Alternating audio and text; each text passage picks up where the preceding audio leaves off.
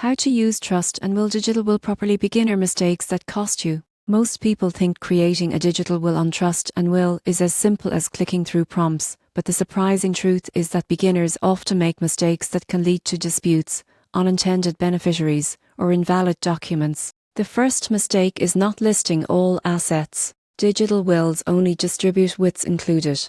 Beginners who omit bank accounts, property, or digital assets risk those assets being left out of their estate.